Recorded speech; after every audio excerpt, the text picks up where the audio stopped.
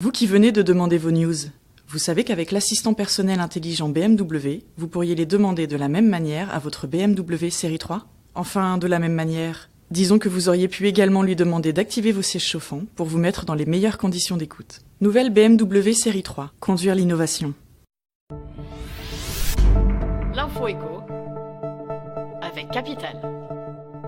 L'info pratique Capital. Demander sa retraite en quelques clics, c'est désormais possible. Depuis ce vendredi, un nouveau service web permet d'effectuer les démarches nécessaires, quel que soit le régime auquel vous étiez affilié. Pour ce faire, rendez-vous sur le portail info-retraite.fr, géré par l'Union Retraite, un groupement d'intérêt public. Les documents justificatifs comme bulletin de salaire et RIB peuvent être transmis en ligne. Une fois votre demande terminée, vous pourrez suivre l'évolution de votre dossier. Ce service est également accessible via le site internet des différents régimes de retraite. Près de 95% des demandes peuvent passer par ce nouveau service. Le chiffre du jour, 47 000, c'est le nombre de clients d'Orange Bank qui peuvent pousser un ouf de soulagement. La banque a annoncé à Capital qu'elle annulait l'augmentation de certains de ses tarifs bancaires. D'après Orange, 47 000 comptes étaient concernés par ces hausses prévues à partir du 1er mai 2019. Parmi les hausses envisagées au départ, on retrouve les frais de gestion ou encore l'encaissement d'un chèque sur un compte étranger. Ces augmentations ne touchaient qu'une partie des 188 000 comptes issus de l'ex-Groupama Bank racheté par Orange et ne concernaient pas les 248 000 clients de l'offre digitale classique d'Orange Bank. Le coup de gueule du jour est poussé par Renaud Muselier, le président de la région PACA. Ce bâtiment a été mal conçu, mal construit et est ingérable. C'est par ces mots sans équivoque que l'édile s'en prend à la Villa Méditerranée.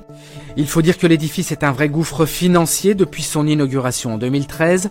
Après avoir coûté 82 millions d'euros aux finances locales, la Villa Méditerranée n'a toujours pas d'occupant.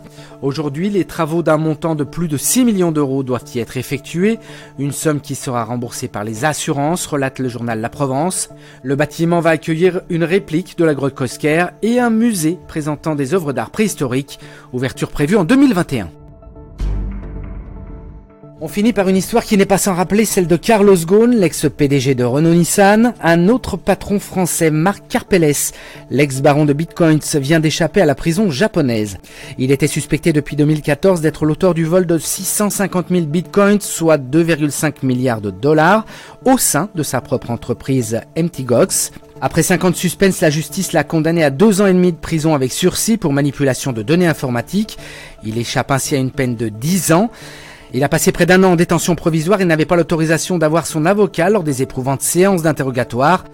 Un verdict que doit espérer Carlos Ghosn qui encourt lui aussi jusqu'à 10 ans de prison au Japon. C'était l'info éco avec Capital.